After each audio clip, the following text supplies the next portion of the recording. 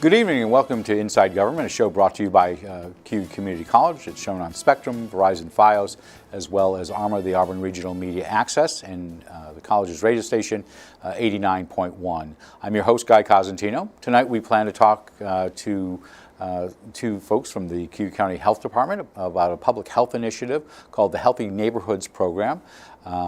To talk about its creation, what it does, what it covers, and we're delighted to have back in the studio the Deputy Director of the Health Department, Deanna Ryan, as well as Senior Public Health Educator Meghan McCole, who is from Auburn, and welcome both of you to the studio.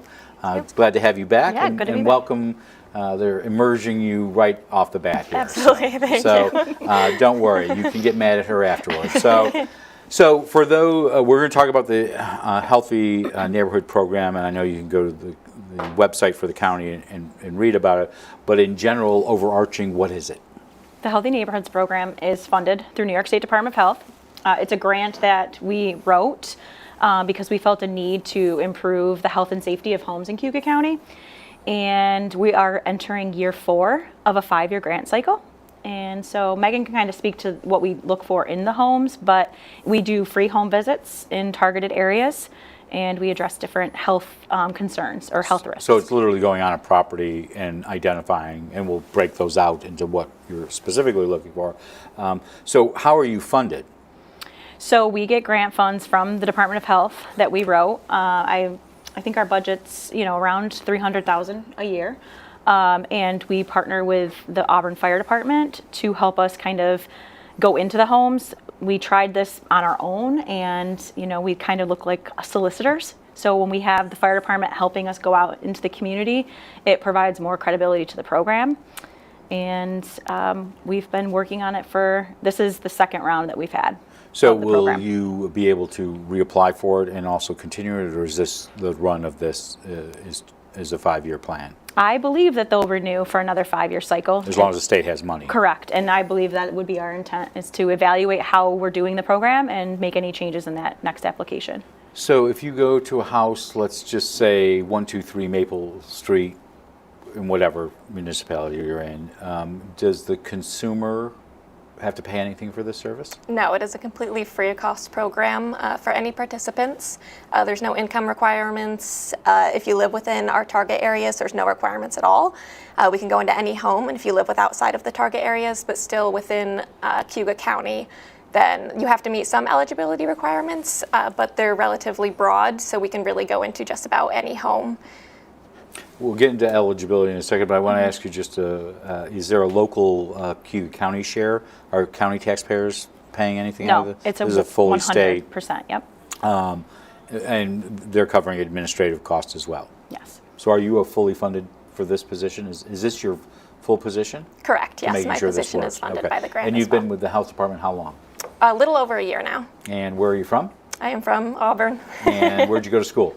I went to school at the University at Buffalo for both undergrad and my master's in public health. All right. Isn't this the dream, to have someone local, a young person, come back and work in the community? That's why I wanted to get it in the record really early. So this is a partnership with New York State. Did they set the overarching criteria of what is covered by this? Yes. So we look at slips, trips, and fall hazards. We look at fire prevention, asthma, allergy, mold issues in the home. We can target child proofing. So they kind of set the criteria, and then how we deliver the program is kind of up to us. And I think that's what's unique about our delivery of the program, is we utilize the fire department and their partnership to do these home visits. So one thing you didn't mention was lead, and I think that is on the list. Am I correct? Good catch. Yes. I do pay attention when you're here, okay? So I want to ask, because you already had an existing lead program, is this supplementing it, complementing it, or different? I think it complements the lead program. We certainly can identify if there are lead hazards in the home, and those two programs, the lead and the Healthy Neighborhoods program, work together. Okay. So let's walk somebody through. First of all, do you find people and say, hey, we'd like to come to your home? Or can they go to the website and say, hey, listen, I think I have, maybe it's a mildew or mold issue or slip and fall or hazards or whatever, and they call you and apply? How does somebody get into the program? So there's a couple different ways. You can really do both. We can go out and find you, or you can find us. We get a lot of our visits through neighborhood canvassing. Through in the summer, we'll walk through designated neighborhoods, and we'll knock on your door and hand you a brochure. We get a lot of people through... Thus the salesperson, Right. Can I tell you? That might be the issue. Okay. We get a lot of referrals from other community agencies, from CAP, from the fire department, if they go into a home for another reason and they recognize So any there are a lot of concerns. agency referrals Correct. as well. But throughout a standard visit, we would walk through with the fire department. The firemen can check for gas leaks within the home and all of your gas appliances. We will test all of your smoke and carbon monoxide alarms and replace any as necessary, or if you don't have enough, we'll install more as needed.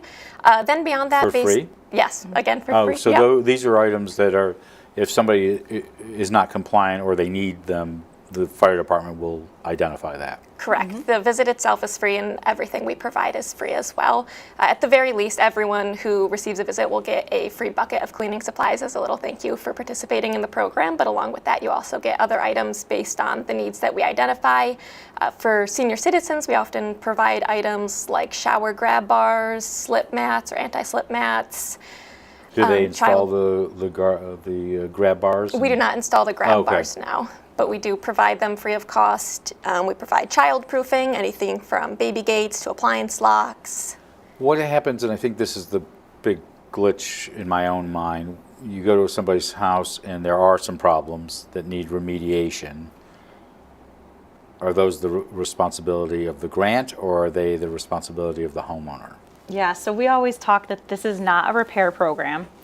And, it's And there not, are repair programs. You can go to home site. There are other yes. eligible. So if we identify something that needs to be addressed, we work with that tenant or homeowner to find resources that can assist them. If it's something that we can provide and it's simple, then we will.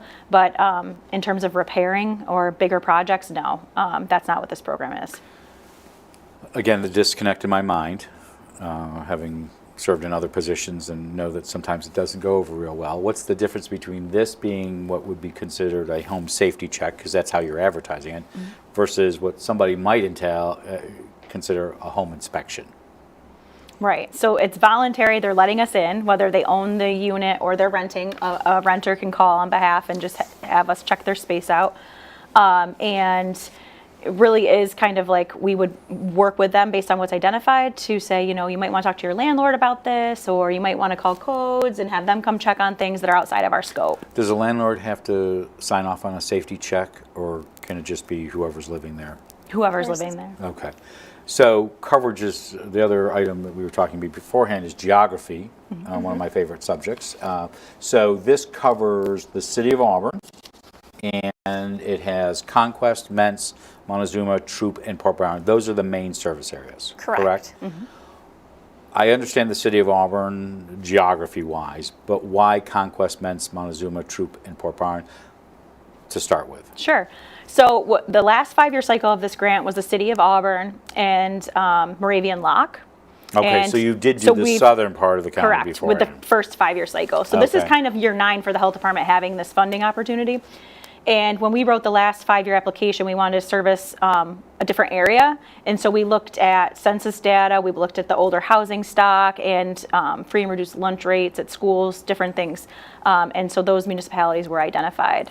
If you do a renewal, so we've covered maybe half of the townships in the city, the population, but you haven't covered, for example, Ira or Victory or Summerhill or places like that. Will they likely be in the next round? Potentially, as long as the scope of the grant doesn't change and things like that, and if we identify needs in those areas and they fit the criteria of the application, yes. We're always trying to evaluate and serve anyone that we can.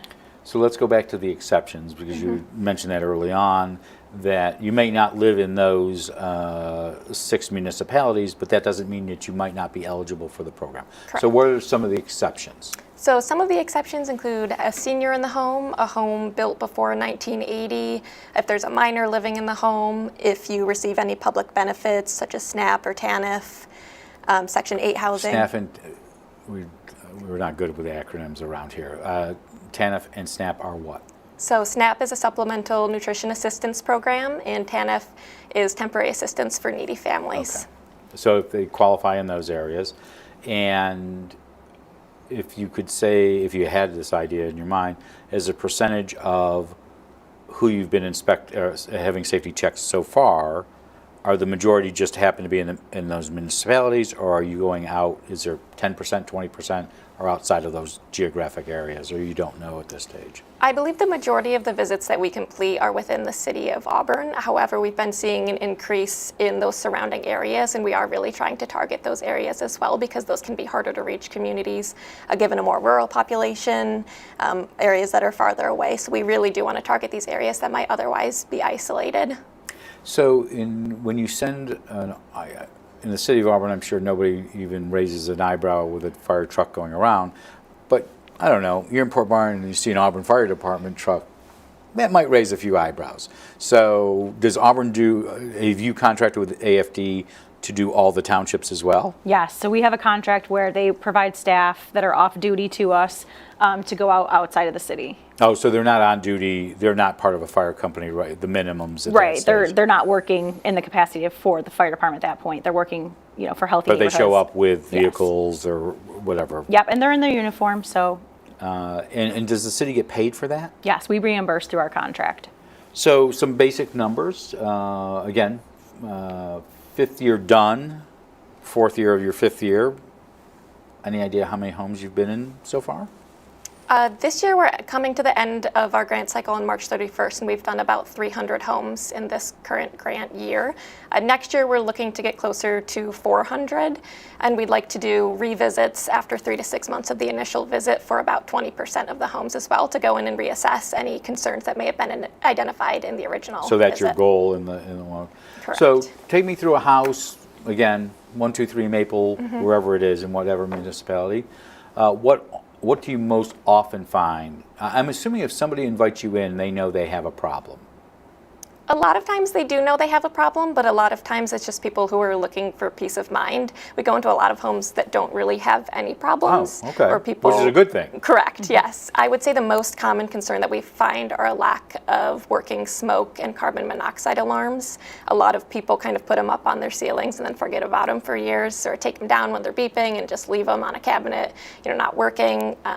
I would say that the housing concerns that we do find certainly don't limit themselves to low-income neighborhoods or certain populations, anything of that sort. We find them in all sorts of homes, which is why we really enjoy that there's not a lot of requirements to get into this program, because we can really see things across the board. And how big a problem is mold and mildew? Probably that's one of the top things that people do call for is, I might have a mold or a mildew issue. And we just provide them with education and the cleaning products to go along with that. Really, they kind of need to identify where the moisture is coming from and then fix that problem. Correct, and we do attempt to help people identify where the problem is coming from as well. Usually it's something simple, like you just need to turn on your vent when you're taking a shower, open up your windows more often, put a dehumidifier in the basement. But we really recommend people understand that mold is often the symptom of a problem, not the problem itself, so we help them identify those concerns. And the offshoot for mold, besides rotting your walls and whatnot, is asthma, and are there other health concerns from that? It can cause asthma, as you mentioned. It can also trigger allergy reactions as well. So I know you also look for items such as radon. I know in some areas of the county that's a very big problem. Are these communities high possibilities of radon? Well, Cayuga County is designated as a high-risk radon county anyways, so really no matter where you live, if you live in Cayuga County, that's a risk, but it really depends on the composition of like the soil and the underneath your home. So we recommend through this program, getting a radon kit free of charge. Staff will show the individual how to set up the test, and then they mail it in and they get the results. So a lot of people may not understand the health impact of radon. So what's if radon is identified, what does that mean? So if radon's identified, It depends on where in the house. You know, if it's in the basement and there's not a lot of people living down there, it's probably not posing as much of a health risk as if it was on the main other level. than Uncle Fester, nobody's living in a basement. Right. Okay. But if you have a finished basement and that's Okay. where your a family room is, and you do spend a lot of time down there, then it's a different conversation than Okay. I don't go down in my basement as much. But it can cause, you know, different issues, cancer being one. So we do recommend that people, if they need to get a mitigation system, that they work with someone on that. And does the county provide separate from this particular grant, does the county provide services in radon to help mitigate those? No. Are there programs there? Not really that I'm aware of. We just do the free radon test kits through Healthy Neighborhoods at this point. And then it's kind of like an awareness. Here, test your home and then learn more. So the flip side of that would be lead. And I know the county has put an enormous amount of resources into dealing with the issue of lead. What happens if lead is identified? So if lead is identified and there isn't a poisoned child in the home, we talk to the homeowner and educate them about ways that they can reduce the risk. Lead-based paint isn't a problem if it's intact, and so, but the most common sources of lead poisoning are from the dust, the peeling, chipping, flaking paint. So those are conversations that we're having in the home based on the needs, and then we can make a referral to our lead poisoning prevention program, and they can come out and use a machine that tests surfaces for lead paint and provide even more information. And is there, somebody who brings you in for a safety check, was there ever a worry they're going to not be able to live in the space once the Auburn Fire Department leaves? It's not habitable. So there have been a couple times where there's been issues that were identified that the fire department and our staff have had to call code enforcement or, you know, NYSEG if there was a gas leak. And those are very rare, but at the end of the day, you know, we've identified something that could pose a potential risk, and now it's being addressed. And back to the Auburn Fire Department, have the towns and villages, because there's at least one village and I think the rest of them are all towns, are they signing off on AFD coming in? Are they supplementing those services? A As the lot of local those fire have department? like volunteer fire departments, so most of the firemen in those communities probably have another job or whatnot, but the way that they support us is they've hosted us for their pancake breakfast, they've shared information with their families and the community, and so our previous coordinator last summer had done a lot of work kind of outreaching to the fire departments, libraries, and the different communities and trying to make sure that people knew about the program. So with the 300 that you're doing this year, break down where those 300 in your own mind, where those numbers came from, or how many of them are people who, oh, this is on the web and I'll connect up, or I heard about this program and I called the health department. And where are the rest of them from? So I would say we get the majority of our visits from neighborhood canvassing. We get a big portion of them from referrals from other agencies. And we get a lot of people, we go to a lot of events, not necessarily for the Healthy Neighborhoods program, but representing the health department in general, and we talk to people that way. Our other programs at the health department are also keeping us in mind always and referring people in need to us as well, and we try to promote our website so that people could kind of find us as well. Meghan has one stat that she shared with me before we came on, and 60% of the homes that we've been in involve like an adult over age 60. So we are definitely meeting and serving a lot of the seniors in our community, but it's not for just seniors, you know. So if it's a young family that has So kids, is the Office for the Aging, for example, getting the word out on this as well? it could be. We do attend one of their big events, the Senior Resource Fair in the fall. Okay. I also noticed on the list, which I guess I didn't think about this, but electrical hazards. Are you finding a lot of that? And what is an electrical hazard as far as you're concerned, not what I'm concerned with? The ones that we find are typically relatively minimal. It's things like plugging big appliances into extension cords and not directly into the wall, or plugging too many things into extension cords, or kind of plugging an extension cord into an extension cord into an extension cord. No, people do that? People do it. Oh. People do it a lot. Yeah. But they're usually quick fixes. Especially with those Christmas trees that are Right, still up in yes. March. Okay, so when somebody's going in there, what is the fire department recommending in those particular types of cases about electrical hazards? So typically it's just a quick fix and just an education right there of how to change that, you know, one item, interior extension cord, appliances directly into the wall, and that's something that we can fix right then and there. And while it might be a small change, small doesn't mean insignificant, and that can make a big difference in someone's home safety. So going back to the not fire alarms, smoke detectors, because there's a difference. A smoke detector, in those particular cases, are you finding people have them and they're just not operating, or they left the batteries out or whatever, or they just don't have them? I would say it's a big mix of both. I would say that a very few number of homes that we go into have enough alarms or have enough properly installed or working alarms. So the current recommendation is that you should have both smoke and carbon monoxide on every living level of your home and a smoke alarm in every bedroom. And I would say almost no homes that we go into have that many alarms. They should also be replaced at least every 10 years, which people just don't do as well. And you can buy a combination of Yes, so the when we alarms install, with the radon. yes, Not radar, Carbon monoxide. carbon monoxide. correct. We typically install those. So another piece of this that I was looking through your website was this issue of asthma. Overarching, separate from this program, is asthma a big issue in Cayuga County? I don't really have data on the asthma rates in the community, but I think what we are trying to focus on is reducing the triggers and reducing, doctor's visits and hospitalizations due to triggers that could be prevented, like in the home. And what are the triggers in a home? So it could be anything from dust to pollen, or more specifically with dust, it's typically the dust mites that are causing asthma triggers. So usually that's simple, quick fixes within your home that can make a really big difference. Something as simple as actually vacuuming your mattress, washing your sheets more frequently. We recommend wet cleaning instead of dry cleaning, so something like spraying down your surfaces or using a mop instead of a broom.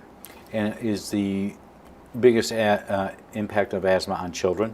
Is that where your focus is, or is it adults with asthma as well? We really try to reach everyone. So if you are in your home and you have a concern about asthma, we'll try to help you whether you're a child or an adult.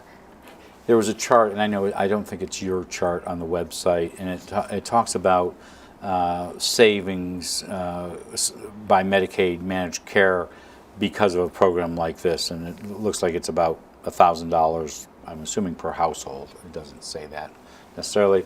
So where do those savings where are those savings? Are they savings in Cayuga County? Are they savings for the state of New York? Who are they savings for? So I think because this is a statewide program, not every county operates a Healthy Neighborhoods program, but many counties do offer it. I think that this number is coming from the reduction of hospitalizations due to falls, asthma, and things like that, because we are putting products in the home to make the home safer. Do you ever run into a property where someone is living there and their landlord finds out there's a safety check and they're like, no, you're not coming in? No, I don't think we've ever run into that issue. We've had pretty good luck, and I would say really for a landlord, it benefits them too. We're making the home that they own safer, even if it's not directly impacting them as a resident. It's still an improvement for them as well. So they've been relatively easy to work with. Do you know if the majority of the properties you've gone to have been owner-occupied, or are they rentals? I don't know that off of the top of my head. I would have to guess that it's about a 50-50 split. And what's the biggest challenge for getting the word out there? I think 300 is a great number. You have 400, I think you said, was your target for next year? Correct. But we have 10,000 properties just in the city of Auburn. Mm-hmm. So what's the biggest challenge to get the word out? Well, I think it's twofold. So it's not only getting the word out, but it's getting individuals in the community to trust us and to trust that this is a free program, that we're not going to force you to They've heard those 10 words, I'm from the government, I'm here to help right, you. Right. That's not necessarily what they think. Yeah, and we go with the fire department that are in a uniform. Our staff are uniformed. So it does provide some credibility when we're out walking in the neighborhoods. But, opportunities like this, our social media, we have testimonial videos of neighbors who have participated in the program, share their stories of what they enjoyed or what they got out of it, and it really is spreading the word. I think every year we've offered this program, we have increased the numbers, so I think 400 is probably going to be reachable and doable next year. And what do you think the biggest misconception of the program is? Oh, you've apparently talked about this. I think we see a lot of people. The way she looked at you, this is yours. I think we get a lot of people who are looking for a repair program, and that is not something that we can provide, but we can certainly point people to resources that can provide that. We really emphasize that we are an education-based program. So if someone wants to find out more about the program as we wrap up, how do they find out about this program? So it's right on the Cayuga County Health Department website. You can go to Cayuga County/HNP, or you can just give us a call direct to the health department line, and we'd always be happy to talk to someone as well. And can you sign up on the web for it? Yep, there's a form right there to fill out on the website that'll go directly to us, and we typically give you a call back within a day or two and schedule your appointment. And can you have people walk into your office to sign up? I don't even know if you can walk into your office. Yeah, so, we're a public buildings. People can walk in and Okay. get information if they want to. But I didn't know if there's a reception area that There is. that you can take the forms in there as well. Yes, we can do anything. Do you ever turn people away? I don't believe we've ever turned anyone away. The only reason we ever really would be if you don't meet those eligibility requirements, if you don't live within the target areas and you don't meet the requirements. So the eligibility requirements are again what? So there's a couple different ones. If you have a home built before 1980, if you receive public benefits, if there's a senior in the home, or if there's a minor in the home.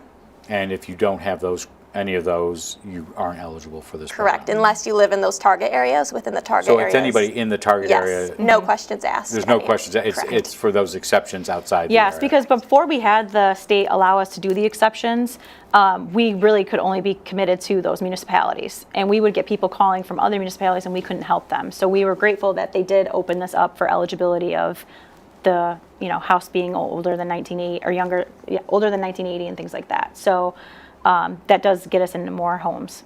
Okay. Well, our guests have been Deanna Ryan, the Deputy Director of Cayuga County Health Department, as well as Meghan McCole, who is new to her job over the last year, but is heading the Healthy Neighborhoods program. I want to thank you both for your time talking about this program. The Health Department's always coming on to give us helpful hints and ideas about services that you provide. But if you would like to know more about the Healthy Neighborhoods program, you can go to the County Health Department's website and look on there. You can walk in to their offices on Genesee Street to, I guess We're it's at Dill Street, yes. Well, the backside. So Dill Street entrance of the Health Department, and sign up for that and other programs we have in Cayuga County that they provide. We'll be back in just a moment with Unity House's Executive Director Liz Smith, who will be on to talk about her decision to retire after 30 years with the agency, and also talk about that local not-for-profit and the services they provide here. On Tuesday, we'll be back with Dr. Adam Epler of the Owasco Lake Watershed Association, Council. He'll be talking about what is going on with Owasco Lake. We have him on every semester to give us an update. And then we'll have Allie Colvin, a local attorney who is with the Auburn Chamber Orchestra, to talk about 2 upcoming performances they will have in the coming weeks. In the next couple of weeks, just to give you a heads up on guests we'll have, Mayor Jimmy Giannantino will be here for a city update. We'll have the folks from both City Hall and the school district to talk about their upcoming budgets, and we'll have the Auburn Enlarged School District Forum. Donna Lamb, who is also leaving the Schweinfurth Art Center after many decades, will be on to talk about what is going on with the arts campus there. And we'll have new Auburn Police Chief Matthew Androsco in to give us an update about what's going on at the Auburn Police Department. So if you have any ideas for other guests or questions you'd like to ask, you can send them at cozguytho@AOL.com. I'm Guy Cosentino for Cayuga Community College. Stick around, watch Beyond the Front Page with Liz Smith, and we'll be right back in just a moment.